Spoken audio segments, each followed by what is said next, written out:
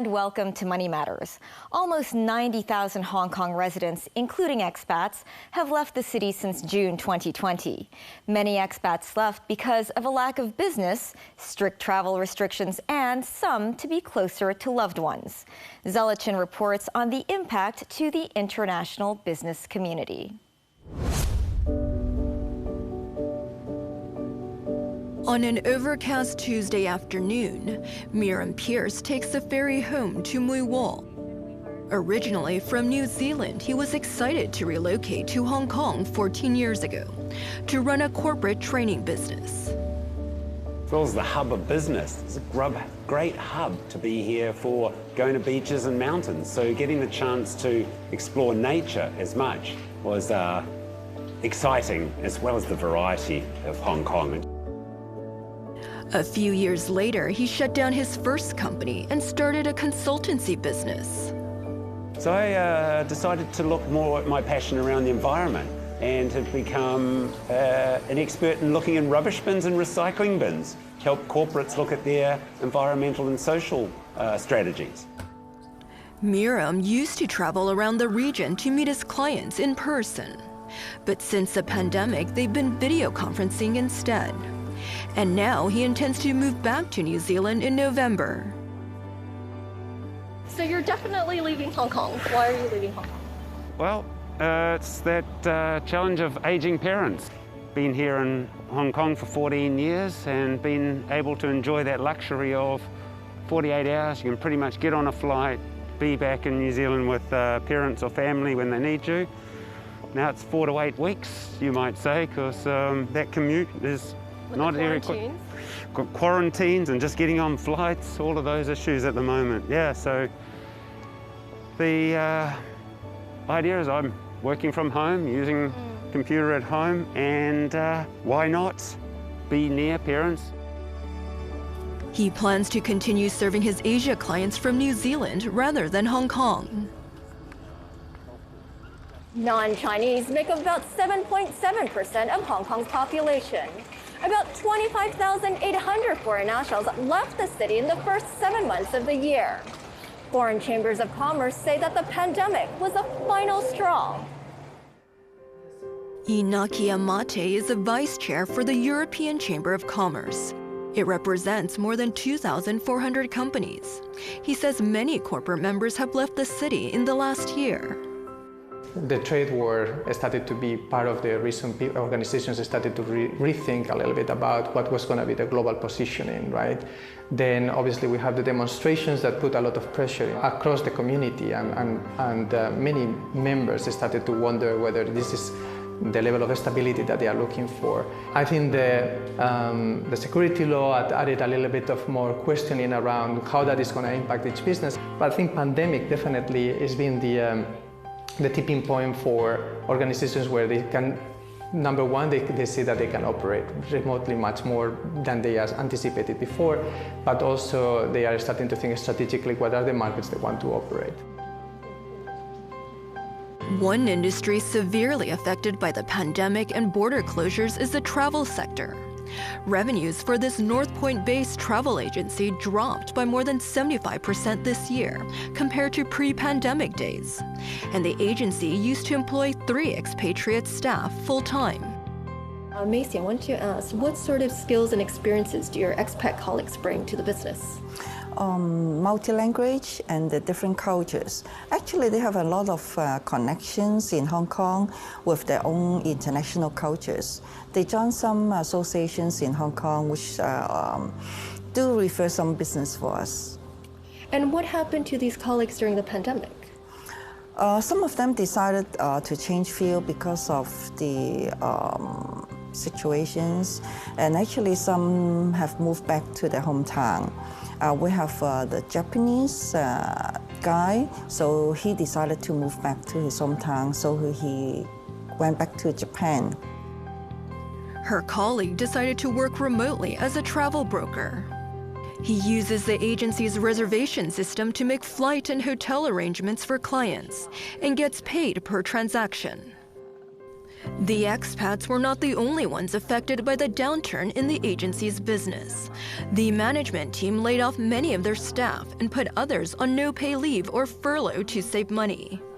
While the travel agents sell staycations and book essential travel for customers these days, Macy expects business to pick up by the end of the year. We expect that the fourth quarter, the business would be increasing, as people really want to travel.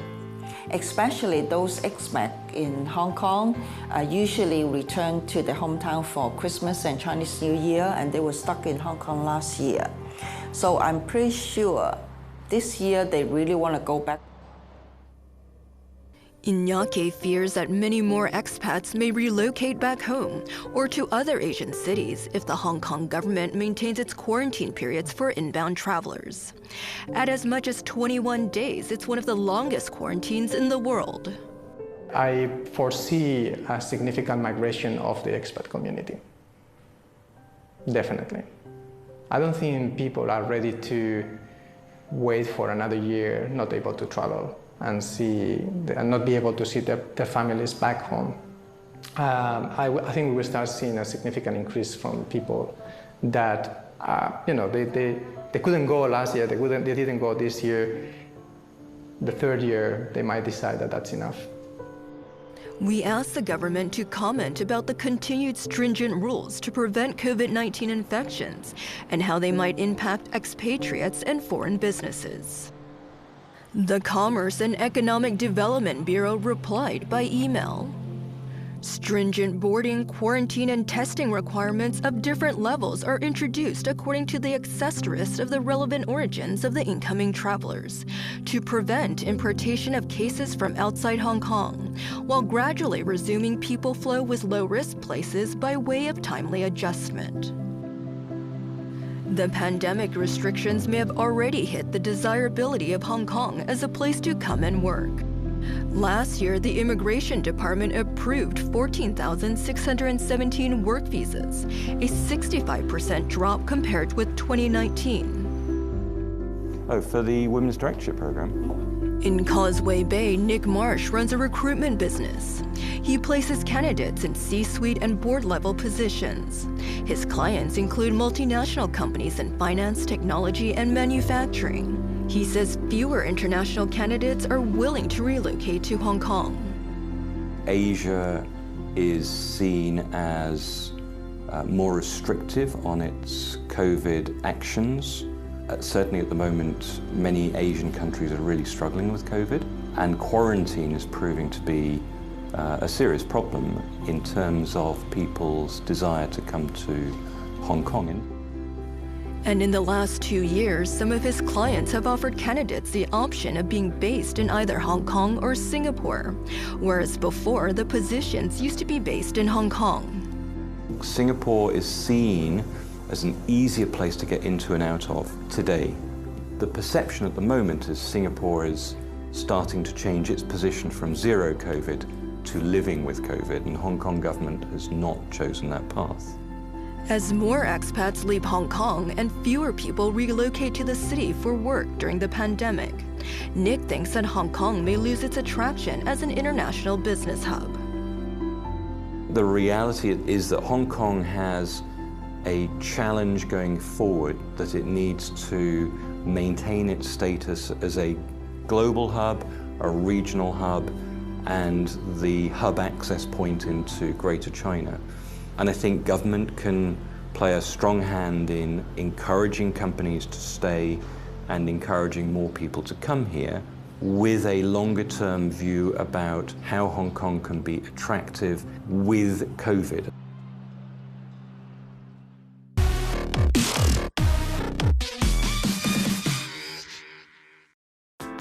In another blow to investor confidence in mainland stock listings, Beijing City is reportedly considering taking ride-hailing company DD Global under state control. Bloomberg News reported the government proposed that a handful of state-run firms invest in the US-listed firm. The central thrust of the Beijing city government's proposal is to regain control over one of its largest corporations, and particularly the data it holds. Chinese authorities have stepped up their regulation of technology firms in the past year in an effort to improve market competition, data handling, and their treatment of employees. Analysts say it's an unexpected move, similar to those made against Chinese education and tech companies. Didi faces a cybersecurity investigation by Chinese authorities after its New York initial public offering in June. The establishment of a new stock exchange in Beijing is intended to provide a new platform for transactions to facilitate innovation and entrepreneurship by small and medium-sized businesses. Chinese President Xi Jinping announced that China will set up a new stock exchange in Beijing and build it into a major base for serving innovative small and medium-sized enterprises, beside the existing exchanges in Shanghai and Shenzhen. The NEEC Select, the highest tier of the National Equities Exchange and Quotation System, will be upgraded into the new Beijing Stock Exchange. The NEEC system debuted in 2013, and it's known as the new Third Board, an equity trading system for SMEs. After the break, we visit Midlevels, an area known for high-end living. A few residential projects there have mixed the old with the new. Stay with us.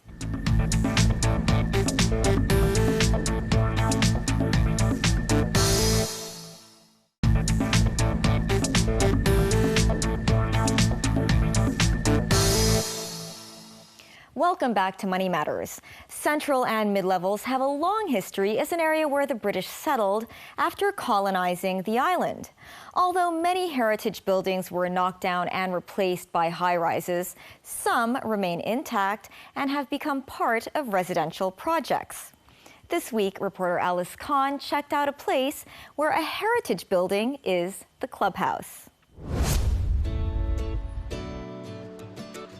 Midlevels may be a brand name for high-end living, but it also has a long history. Many streets are named after former governors. Robinson Road was named after the 5th governor, Sir Hercules Robinson. Many historical buildings and churches dot the area between the high-rises. The Ohel Lee Synagogue dates from 1901. It still provides Sabbath services. And the London Missionary Building was constructed in 1893 by the Dowji Mission House as quarters for the missionaries of the London Missionary Society. It has now been converted into a clubhouse in the residential development at 80 Robinson Road. Another historic building, the Hop Yat Church, was built in 1926. It is still standing at the back of this project. Robinson Road usually commands higher prices because it is less dense. As most of the units cost over $100 million, the buyers can only borrow 50% of the flat's value from the bank. Some buyers, they are from Central. They work in Central. Those are the investment bankers. I believe they have a bonus, then they have a motivation to upgrade their flat. 80 Robinson Road has 2 blocks, offering 264 units, with sizes ranging from 618 square feet to over 2,000 square feet. The average transacted price of this project is $47,057 per square feet, jumping from $31,670 per square foot in December last year. Now, the asking prices range from $23.8 million to $34.8 million. The flat we visited is this 1,039 square foot apartment. The owner is selling the flat with a car park, asking $34.8 million. The bank valuation from HSBC Bank today was $34.2 million. Right now, the seller asking for $34.8 million with the car park. So I would say, let's say the car park costs about $2 million. So I would say this attractive price is a good bargain. So we checked out the layout of the flat. The combined living and dining room is 300 square feet. Can we fit more furniture here? It is. Yeah, you can put a nice coffee table here. Yes. Then, of course, since it's a 12'8" distance, for this width, you can put a projection TV or even bigger TV in this digital. Dining area also quite spacious.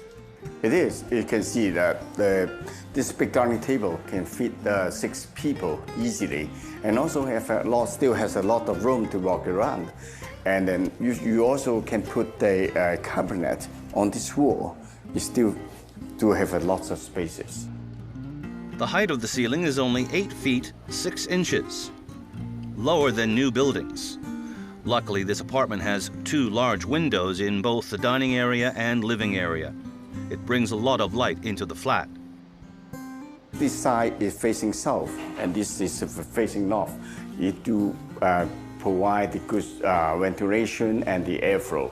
Hi, Jackie, you know the layout is a bit strange here.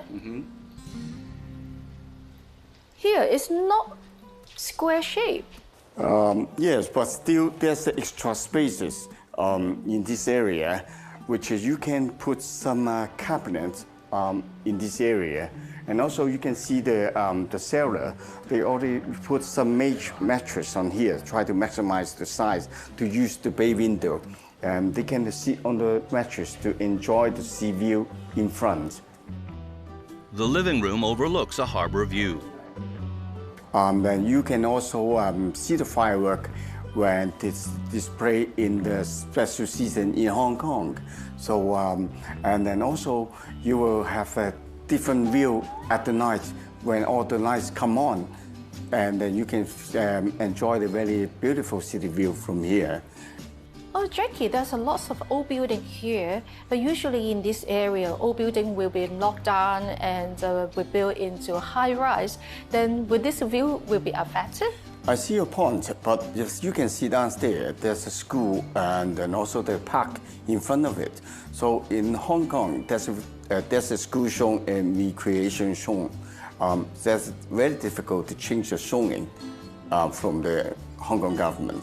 So it means to knock down the schools or to build a high-rise on the park is very difficult, and the chances, I would say, is almost zero. Next, we checked out the rest of the apartment. Jackie, how many bedrooms in this apartment? It has 3 bedrooms. This is the first bedroom. Oh, in fact, it's about 70 square foot big. But actually, if we put a double bedroom here, it doesn't have much room to move around. Yes, but this flat, this wall can be knocked down, or you can knock this wall down to to enlarge the living room, and also you see there's a very nice sea view here. You can put more view into the living room. A bathroom is on the other side of the corridor. The owner converted the bathtub into a shower unit. The second bedroom is 80 square feet and can fit a double bed and a wardrobe. This bedroom looks out to a building view. Next is the master ensuite. Well, this is quite spacious. It is. It's about 130 square foot space. As you can see, that the seller put the king-size bed and big wardrobe here, and still have a lot of space, a free size, walking around from the bed. And then also that the seller, they spend a lot of money to renovate the units. You see there's a lot of nice fitting feature walls and some heating ceiling lights. The master ensuite also has a very open harbor view. Next, the kitchen is about 80 square feet. It can fit 4 to 5 people, which is hard to find in mid-levels. Well, it seems very practical. It is. It's and you can see there's you do have a big countertop and all the cabinets. Do you like Coke? Yes, I do, a lot. What kind of Coke you do like? Stir fry and baked cakes. Bake good. Then if you like baking, there's an oven here. Oh, okay. You can do bake. Do you hate dishwasher? Yes, I do. I really hate washing dishes. Oh, it's good for you. This dishwasher here. Jackie says 40% of the buyers in Midlevels are long-term investors. They buy furnished flats to lease out to executives. He says corporate clients would rent this project as it offers larger size flats and proximity to Central. The rent here is about $56,000, but it can go up to $60,000, yielding around 3%, which is a healthy return. Property consultant Joseph Zhang says the rental market has bottomed out as companies have started to hire again. Indeed, over the past few years, because of the world economy is not particularly strong, a lot of these corporate tenants, they are having the problem of downsizing, budget cutting. But stepping into beginning first and second quarter of this year, we're starting to see this situation ease off and bottom out, and people are now coming back for leasing. We're starting to see people coming back with a bigger budget.